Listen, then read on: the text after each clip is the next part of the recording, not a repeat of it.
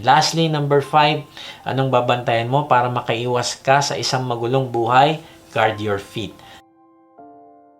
Sabi sa mga Kawikaan 4:26-27, siyasatin mong mabuti ang landas na lalakaran, sa gayon ang lakad mo ay laging matiwasay. Huwag kang liliko sa kaliwa o sa kanan, humakbang ng papalayo sa lahat ng kasamaan. Kaibigan, bantayan mo ang iyong paa o ang iyong landas na lalakaran. Alamin mo ang tama at maling desisyon. Humingi ka ng wisdom sa Diyos at suriin mo kung nasa tamang landas ka ba ngayon. Maraming tao hindi nagsusuri ng kanyang daan at kadalasan napapahamak dahil sa dulo nito ay pagkawasak. Sabi sa Mateo 7:13, pumasok kayo sa makipot na pintuan sapagkat maluwang ang pintuan at malapad ang daang papunta sa kapahamakan. At ito ang dinaraanan ng marami. Kaibigan, mahal ka ng Diyos at hindi niya ninanais na ikaw ay mapahamak. Kaya sabi niya, siyasatin mo mabuti ang nilalakaran kasi ang gusto ng Diyos ay maging matiwasay ang iyong buhay. Kaya kung ayaw mo na magulong buhay, doon ka sa landas na pinapadaanan ng Diyos sa iyo. Sabi niya, huwag kang liliko sa kaliwa o sa kanan. Ang ibig sabihin, diretso lang ang mata at paa mo sa direksyon papunta sa Diyos at iiwasan mo ang kasamaan. Sabi sa mga Kawikaan 12:28, ang matuwid na landas ay patungo sa buhay. Ngunit ang maling daan ay hahantong sa kamatayan. Kaibigan, piliin mo ang buhay at huwag ang kamatayan. Piliin mo ang meaningful, purposeful na buhay at huwag ang chaotic o magulong buhay. Paano mo ito gagawin? Bantayan mo ang iyong paa. Huwag ka liliko sa kaliwa o sa kanan. Iwasan mo ang kasamaan at masusumpungan mo ang buhay na hindi mo pagsisisihan. Kung nadapa ka ay bangon agad. Lakad ka pa din ng pagsulong papunta sa Diyos. Huwag ka lang basta malungkot tapos hindi ka pa din umaalis sa likong daan. Kung hindi, tatalikdan mo ang kasalanan na iyan. Yan ang inaasahan ng Panginoong Hesus na gagawin mo. Nasa Bible ba yan? Yes, basahin natin ang isa sa mga warning ng Panginoong Hesus sa kanyang church. Sabi sa Pahayag 2:19, nalalaman ko ang mga ginagawa mo, ang iyong pag-ibig, katapatan, paglilingkod at pagtitiyaga. Nalalaman ko ang mga ginagawa mo ngayon ay higit kaysa noong una. Wow, grabe, wala nakakaligtas sa mata ng Panginoong Hesus. Kaibigan, kung ikaw ay pinanghinaan ng loob, napagod, o inuusig ka sa iyong paglilingkod sa Diyos, ay magalak ka at magpalakas muli at ituloy mo lang ang ginagawa mo para sa Diyos dahil alam yan ng Panginoong Hesus at balang araw ay aanihin mo ang kanyang reward sa iyo. Then, tuloy natin sa susunod na verse. Ngunit ito ang masasabi ko laban sa iyo. Pinapayagan mo si Jezebel, ang babaeng nagpapanggap na propeta, na turuan at linlangin ang aking mga lingkod upang makiapid at kumain ng pagkaing inihahandog sa mga Diyos-Diyosan. Now, matapos purihin ng Diyos ang church sa Thyatira, ay sinabi naman ng Panginoong Hesus ang bagay na ayaw niya sa kanila. Ito ay ang pagtotolerate nila kay Jezebel. Si Jezebel ay maaaring isang babae noon na malaki ang influence sa mga Krisyano. Pinoproklama niya ang kanyang sarili bilang propeta at may mga naniniwala sa kanya na nadadala sa kanyang pagpopromote sa sexual immorality. Kaibigan, bantayan mo ang iyong tenga, mata, puso, laban sa mga maling doktrina. Bantayan mo ang mga nagsasabi na sila ay leader ng isang church at sila daw ay ang godmother. At ang isang leader nila, sabi nila siya daw yung Kristo. O kaya sinasabi nila na hindi ka maliligtas hanggat hindi ka aanib sa kanila. Kaibigan, pag may naririnig kang ganito ay tumakbo ka na at huwag kang makinig. Hindi porket nagsasabi sila na sila ay mananampalataya ay maniniwala ka na. Kaya umattend ka ng Biblical Foundation. Bali, i-announce namin ang pagsisimula ng 5th batch ng ating Biblical Foundation. Now, alamin naman natin kung anong gagawin ng Panginoong Hesus kay Jezebel. Sabi sa Pahayag 2:21, binigyan ko siya ng sapat na panahon upang pagsisihan at talikuran ng kanyang pakikiapid. Ngunit ayaw niya. Alam mo, dalawang bagay ang na-realize ko dito sa verse na ito. Una ay talagang gracious ang Panginoong Hesus. Nagbibigay siya ng pagkakataon na magbago ang isang tao. Pangalawa, nangangahulugan na ang isang taong nagrepent ay may gagawin. Inaasahan ito ng Diyos. Hindi lang siya dapat malungkot o nagkaroon ng remorse, kung hindi babangon siya at tatakin ang diretsong daan papunta sa Panginoong Hesus.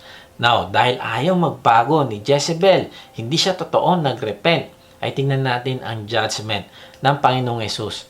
Sabi sa Pahayag 2:22, Kaya nga magkakasakit siya ng malubha. Pati ang mga kasama niya sa pangalo niya, darana sila ng matinding kapighatian o hindi nila pagsisisihan at tatalikuran ang kahalayang ginawa nila sa piling ng babaeng iyan.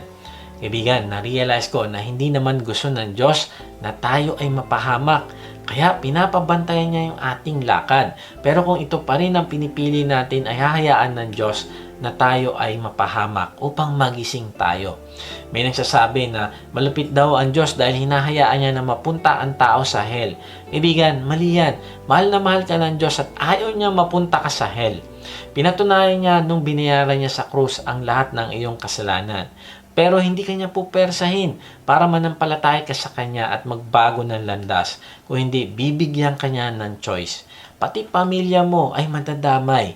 Sabi sa talata ay maghihirap pati ang mga kasama ni Jezebel o mga followers niya. At hindi lang yon, sabi pa sa susunod na talata, sabi sa pahayag 2:23, papatayin ko rin ang kanyang mga tagasunod upang malaman ng mga iglesia na ako ang nakakaalam sa puso't isip ng mga tao. Gagantipalaan ko ang bawat isa sa inyo ayon sa inyong mga gawa. Kaibigan, mag-ingat ka sa iyong lakad. Magsimula ka mag-repent. Talikuran mo ang kasalanan na iyan. Mahal ka ng Diyos at nais niyang hindi ka mapahamak. Kaya may pagkakataon na didisiplinahin ka niya. Kaibigan, magtiwala ka sa salita ng Diyos at ito ang gagawin mong gabay para sa tamang direksyon. Naalala ko na meron kaming pupuntahan noon na mag-asawa. Tapos gumamit kami ng Waze sa sasakyan. At ito yung sinunod namin. Kaya lang dahil sa mainipin ako at iniisip ko na mali ang Waze, ay umiba ako ng daan. At ang nangyari ay mas lalo kaming natagalan dahil sobrang traffic pala doon sa lugar na alam ko mas malapit. Kaya ayaw kaming padaanin doon ng Waze. Kaibigan, gumamit ka ng GPS para maingatan mo ang iyong lakad. Ano ba yung GPS? G, get in His Word. Okay lang magbasa ng Christian book pero kausapin mo ang Diyos directly mula sa kanyang salita. Letter P, pray and ask God for direction. Hingin mo ang direksyon niya sa iyo araw-araw at sundin mo ito upang hindi ka maligaw. And letter S, stay close to Him. Mag-enjoy ka sa presensya niya. Involve mo siya sa ginagawa mo sa bahay, trabaho at iba pa. Sabi sa mga awit 32:8, sabi ni Yahweh, aakayin kita sa daan, tuturuan kita at laging papayuhan.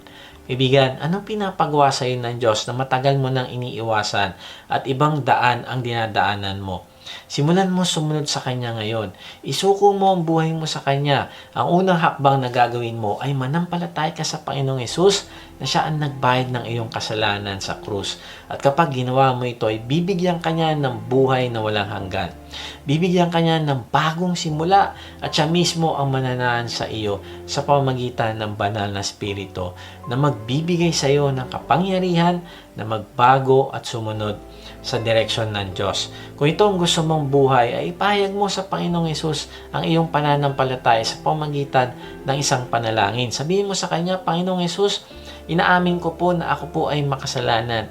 Patawarin niyo po ako. Nananampalataya po ako na ikaw ang nagbayad sa aking kasalanan sa krus. Ngayon nga ay binubuksan ko ng aking puso. Pumasok ka at manahan sa akin. Tinatanggap kita bilang aking Panginoon at tagapagligtas. Simula ngayon ay tatalikdan ko ng aking kasalanan. Salamat sa buhay na walang hanggan na pinagkaloob mo sa akin. Amen. Sa ating pagtatapos ay iwan ko ito sa inyo. May nagsabi, guard your heart, guard your life, guard your purpose. Do not look for a wrong destination out of emotion. Wait on God. Kaibigan, minsan naisip mo ba na baka mas mabuti, wag ka na lang sumunod sa Diyos? Kaibigan, mali yan. Wag mo hayaan na ang emosyon mo ang mag-dictate ng direction mo. Guard your ears, guard your heart, guard your tongue, guard your eyes, at guard your feet. At pag ginagawa mo ito, mananatili ka sa tamang direksyon na pinapatahak sa iyo ng Diyos at ikaw ay hindi mapapahamak. Mararanasan mo ang meaningful life na pinangako ng Diyos dito sa lupa at ang pinaka-the best ay makakamtan mo din ang reward niya para sa iyo sa langit. Sabi sa talata kanina ay gagantimpalaan ng Diyos ang lahat ng ating mabuting ginawa. God bless.